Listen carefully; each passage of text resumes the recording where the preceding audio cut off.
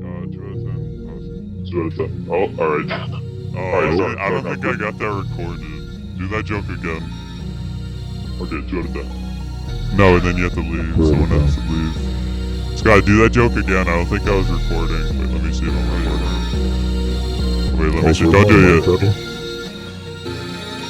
Wait, let me see. Don't do it yet. Wait, let me see. Don't do it yet. Alright, okay, Carlo. You were No, too close to it, before you had it like Is this better? before you had it like back up a little arm's bit. length. Back up a little bit. Hello. 2 out of 10. Whoa, blah, blah. Okay, so the album for this week was my pick. It's going to be a Pink Floyd album called Meddle. So this album came out Halloween of 1971. So that means it came out before The Dark Side of the Moon for all the casual Pink Floyd fans. It also everybody in Chicago. And it came out after one of the founding members, Syd Barrett, left the band. So it's kind of in this in-between period. It's kind of considered a transition from the Syd Barrett era into the more well-known Pink Floyd era of like Dark Side of the Moon and Wish You Were Here in the Wall and stuff like that. All right, so let's get started. What do you guys think first time through? Initial thoughts. I went first last week. My first thoughts were that I was very soothing, very chill listen. I wasn't too focused on any part of each song. So I would say I'm a casual. Anti what I thought about Pink Floyd. No,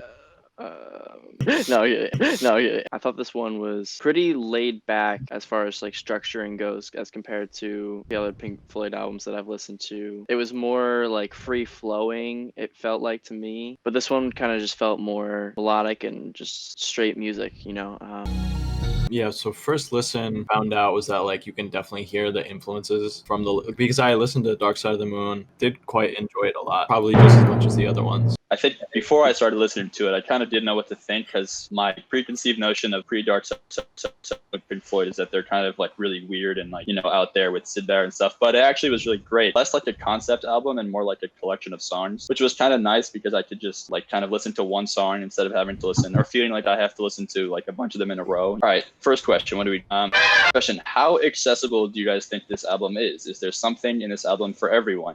I think this is probably as easy as of the three that I've heard to get into. I think most of them were just like Solid pop song. for any listener who's like a fan of rock from this time or prog rock from this time. Probably as easy as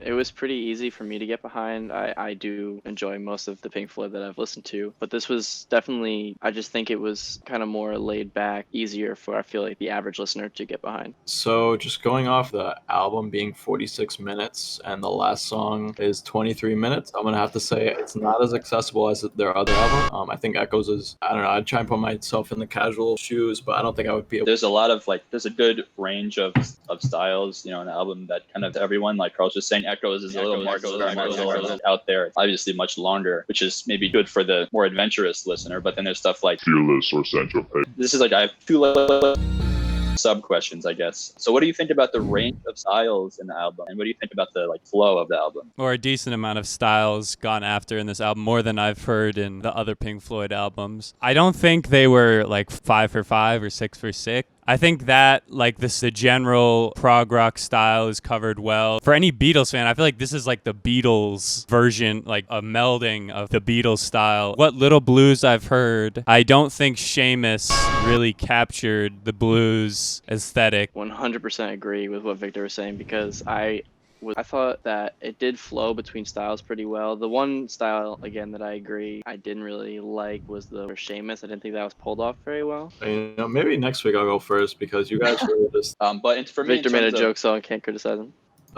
Actually, if you go back to Be Happening review, the reason why I didn't have any much commentary is because I thought the whole album was a joke, so I can get behind that, Victor.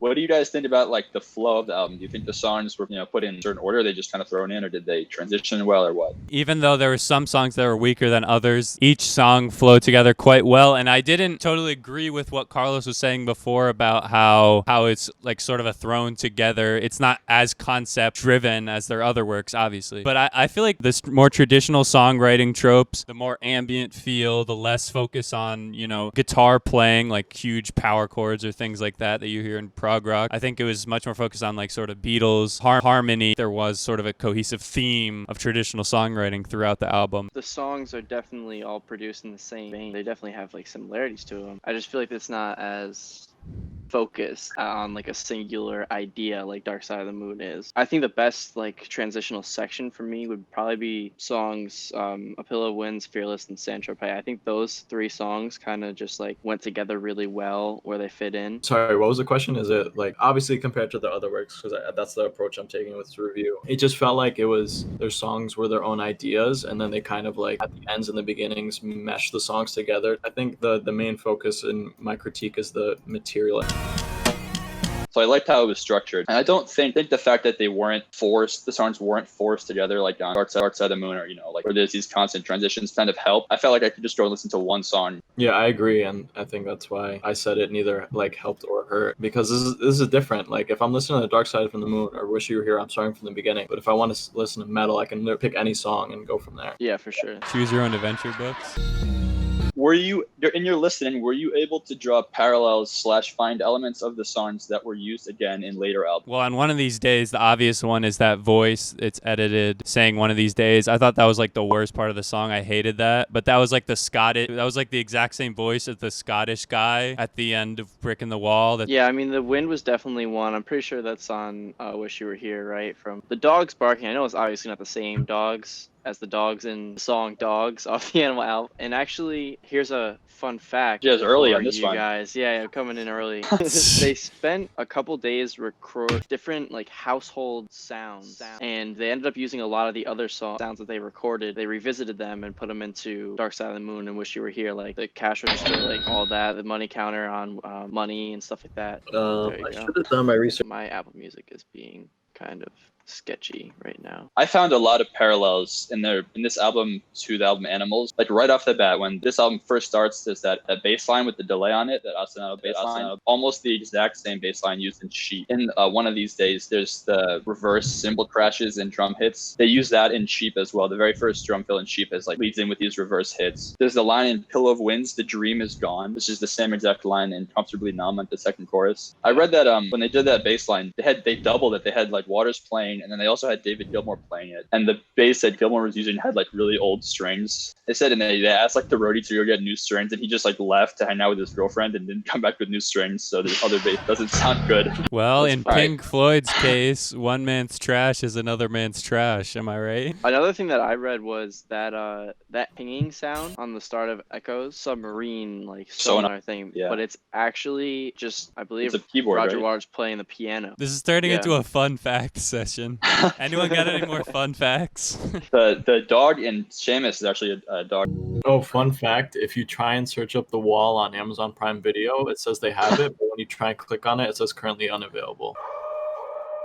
In 1971, which is when this was released, that was the first time that the band started making a profit. And then they made Dark Side of the Moon, and they have like unlimited money now. Next question. So I guess your answers might differ based on how much you've listened. So do you think this album matches up against the like big Pink Floyd albums? I've never really grown attached to the Pink Floyd style. I just never have found the time that John, much. you catch that? You never found the time? Come on. I got it. Yeah. Jesus, this freaking Never find the these time. fun oh, man. fact. And I think the writing was clear. You could clearly get the feel that he was going for in every song, from San Tropez, even Seamus, like the worst song. Even Echoes had some. I love the vocal passages and lyrics on Echoes. As like a more casual Pink Floyd listener, I think it was my favorite out of the three that I've listened, and it's just solid. I don't think there's anything super special about it, but it was super consistent, and I liked that. For me, I definitely think that it stacks up against their big hits. You can definitely see them starting to kind of find their perfect sound that they like, where you can see that this is kind of like the seeds were planted here, and they were able to grow on those ideas and ultimately make them what they got completely famous for. Don't think that just because this isn't as talked about as much as the other ones that it isn't as good. It's definitely, I think it stacks up with the other big four. This would be the mother, and then the other four would be the children. It's great to like go back and hear, like you guys were saying, hear where those sounds came from. It's like exciting that I know enough about the later albums to draw those parallels. But this one is also great because it's not super conceptual. I can just listen to the songs and they're more relaxed and traditional and enjoyable in a way that I don't have to always focus too much to really appreciate them. Ew, Vince, if you're watching. Okay, next. What did you guys think? There's two parts of this. What did you guys think on the one line in One of These Days? And what did you think about the chants in Fearless, the Liverpool chants? I really, like I already said, I hated that One of These Days line. I thought it was super boring. It wasn't an interesting rendition of that voice. The Liverpool chants, I think were interesting. I think that's like an interesting place to draw because it's kind of like a different version, woo, woo, or whatever. But it was kind of interesting because it's like a football match, so it's kind of different. So it's kind of putting their song in a different place. I thought that's kind of an interesting angle to take, but I just don't think there's anything interesting about where they put in the song. It was just like, put it at the end, put the obligatory like mammal like making a sound at the end. You know, I wasn't the biggest fan of the vocals on One of These Days. I love the chants in Fearless. I think they sprinkled them in like in some of the solos as well. It wasn't just at the end. I thought it added to that whole Fearless vibe because it's like, oh, you'll never walk alone. You don't have to live in fear, you know? In One of These Days, I didn't mind it. I actually kind of liked it. How he said it before, it kind of came in with the guitar riffs. And then the dogs, I didn't really mind either. So I'm kind of indifferent towards all the sampling. I actually liked the line in One of These Days. The first time I heard it, I was like taken aback because it was just different, not what I was expecting. I enjoyed it because I felt like it helped propel the song into that big giant. All the elements came in, and the voice just, I think, launched it into that big like cascade of sound. The chants, you know, being a Chelsea fan, I think Victor can agree, were just awful. I couldn't put my poster up. I didn't have enough room behind me. I thought it was like they were kind of the chants. It was kind of like drawn out. All right, now we really got it. This is the big one. I'll just make it more general. Thoughts on Echoes? For me, I really liked Echoes. I think 25 minutes, it's not boring if you sort of like that sort of thing. A lot of great sections. The vocal sections, it felt a little unorganized. I wish the vocal sections were maybe more drawn out, or there was some chanting or some sampling of something where like it was repeated or something like that. But because the vocal sections were so strong, I wish that they would continue on. The latest section of the song, maybe the last 10 minutes or 6 minutes or something, was really grand, ambient, and I think they use the sounds really well. The only problem comes in the name and comes in sort of the theme of what they're going for with the echoes and with the pinging piano. I didn't think that sound was particularly interesting, which was sort of the draw of the piece. I don't think they drew that out in any fashion. They didn't have some sort of melody, including that pinging piano that used it particularly well. I really thought the best part of the song was the transition between first verse into this David Gilmour solo, which was crazy. I think it's from like 5 minutes and like 30 seconds to like 8 minutes is one of like my favorite moments in almost any Pink Floyd record. It was so grand. Lyrical sections, the verses were really well done. The vocal sections were beautiful. And I do kind of wish there was a little bit more of that. To the point of the piano pinging, they could have used it a little more to draw at that point. I agree with that. But it was an interesting intro, outro as well. It could definitely be interpreted as like the main point of the song, but it's not really used throughout the entire song. You know, we always talk about and atmospheres in this YouTube channel, and this song is a vibe. This is such a good song. This is the cream of the crop of metal. Definitely, if you're listening to one song, listen to this song. It is 20 some minutes. 25. It's long. The progression is great. The pinging, I love the pinging in the beginning. It sets a mood, sets a vibe. The guitar solo is excellent. The groove, with the vocals, the overhead, the albatross when that first comes in. This is a really good track, and it's the seed future of Pink Floyd. I thought the ping was good because of the build-up that came after the ping, both in the opening section and in like the later musical section after the break. I loved the post-chorus riff, like the da-na-na-na-na, and then they have like the guitar scales back up to the top. I really liked that kind of theme, and the guitar solo. I thought that was great. I just wished it was louder. That was one of my problems with this album, kind of as a whole, is that the guitar solos were kind of pushed back in the mix, which I think was a stylistic choice, where it kind of gives it this like a lot of reverb. Experimental section, I think it was a little maybe too ambient for me. I wish there was a slightly more musical elements, but overall I thought it was great. I really enjoyed the song. They just have this kind of like melancholy, like matter of fact delivery that's beautiful. Talking about how we love the music so much. Yeah, we were just giving each other handies. Yeah, what are you guys' favorite songs? Ooh, I'll go first. I'll go first since I have the least to say because I don't know anything about this. My favorites were Fearless. I think that was the best written one. It was inspiring, very heartfelt, but I'd say probably Fearless Fearless and Pillow of the Winds were my favorite. Definitely Fearless and Saint Tropez. Those just really struck a good tone with me. I really enjoyed those. So, I mean, Echoes is number one, but it was definitely going to be Fearless and Saint Tropez for me. Yeah, imagine like freaking iHeartRadio just puts on Echoes, 25-minute Echoes. Highlights: A Pillow of Winds, Fearless, Echoes. Only I love the chorus on Fearless, that little guitar. My favorite songs, I just were doing twos. Probably One of These Days and Saint Tropez. I love that bass line, how it like kind of explodes after that vocal break. And Saint Tropez is just so relaxed. I love the like walking bass line, chord progression, and the piano. I just felt like it was. But then again, it's kind of hard to find someone who hasn't listened to Pink Floyd, right? You're like, yo, guy, you want to listen to Pink Floyd? You got on the You street. think? Ask like Bailey. You I bet he got didn't listen to the Pink Floyd. trench coat, you're like, here, I got this record for you.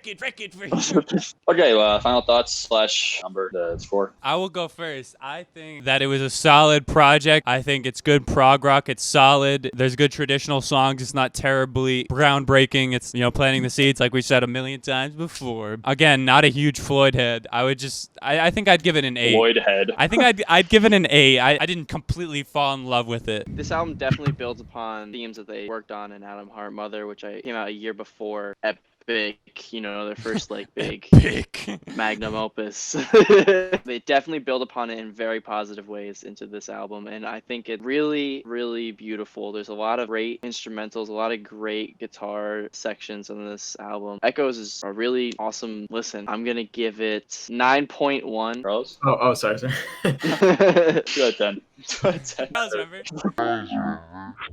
That was bad. Final thoughts. This is a good introduction into their later, more famous works. Definitely Echoes. It's worth every minute. Don't be pushed away by a 23-minute long song. Yeah, I'm going to give this one a flat 8 as well. I love how all the songs can kind of stand as their own. Love the instrumentals, love the vocals and the lyrical writing. Yeah, I'm just like shitting on this one. Cut that part out. Number, I'm gonna give it a flat 9. I mean, I know it's not supposed to be a concept album, but that would have pushed it over the edge for me. Then he would have came. In other words, I'm going to give it 4 Be Happy. That's interesting. Do you think this is 4 times the album that Be Happening is? Absolutely not. Did you stop recording? This is definitely not my favorite